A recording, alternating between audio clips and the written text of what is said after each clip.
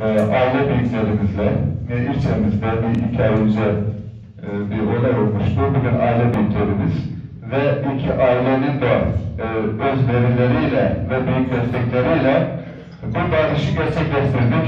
Allah sizlerden olandan razı olsun.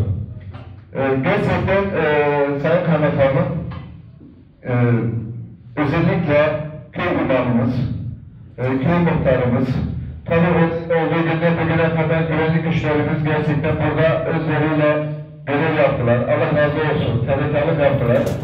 Ve ilçemizin aile büyükleri, Bileki aşiretli dediğimiz aile büyüklerimiz, başta bütün büyüklerimiz, burada ben isim tek tek almayacağım. Cenab-ı Allah razı olsun.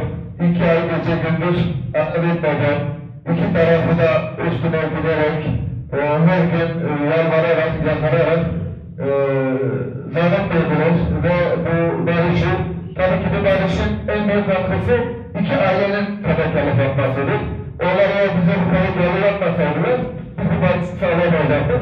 Bizler elçiydik, Allah razı olsun.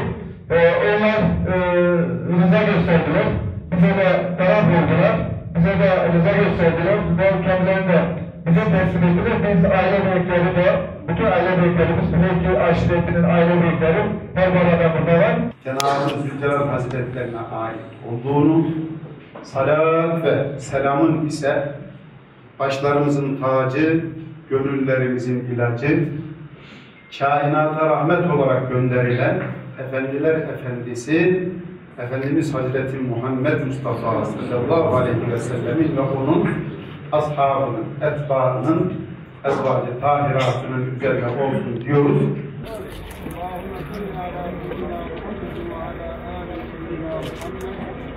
اللهم صل على سيدنا محمد وعلى آل